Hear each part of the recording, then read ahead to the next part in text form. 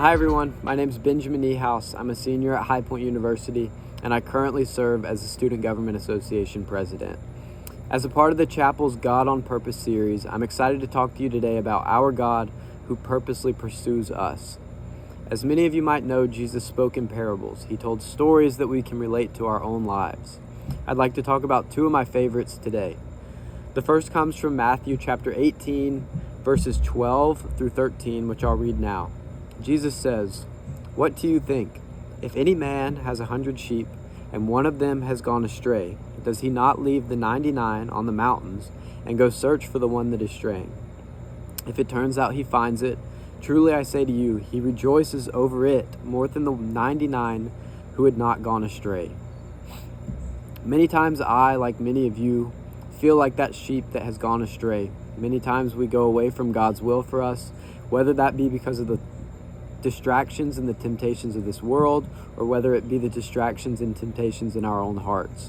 But we serve a God who purposely pursues us and follows us through the mountains, searching for us. And not only does he search for us, but he celebrates when we return to him.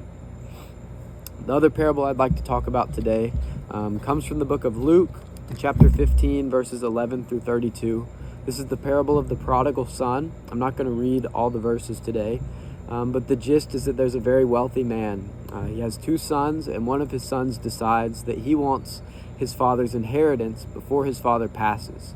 So he goes to his father, asks for the inheritance, and his father gives it to him. The son goes out and lives a lavish life. He parties, he does all the things with money that you can do, and he eventually runs out of money. He ran out of money, and there was a famine, and the only place that he could get a job or a place to stay was working as a pig feeder. He was so destitute that he ended up eating with the pigs, and he had eventually had enough of that and decided that he was going to return to his father. I'm going to pick up in verse 18 and read through verses 20. This is the son speaking to himself. "I will get up and go to my father, and I will say to him, 'Father, I have sinned against heaven and in your sight. I am no longer worthy to be called your son. Make me as one of your hired men.'" Before I get into verse 20, I know many times that's the way I've felt. I know that I've sinned. I know that I have done things that will not make the Lord happy. And I feel like, "God, I've sinned against you. Make me like one of your men who works in the fields."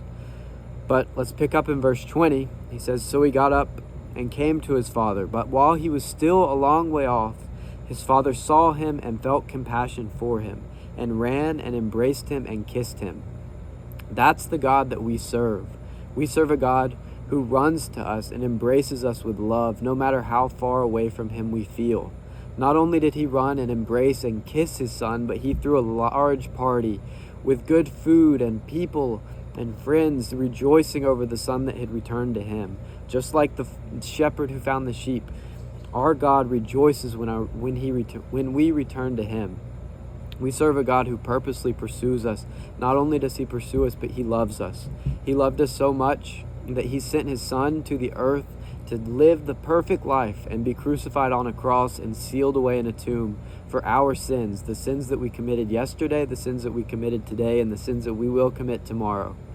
Jesus died on that cross in place of us for our sins. But we don't serve a God who stayed in the tomb. 3 days later, he rose from the grave, and he's still living today, pursuing us, pursuing our hearts. He wants to know you. He wants to embrace you with open arms if you will let him.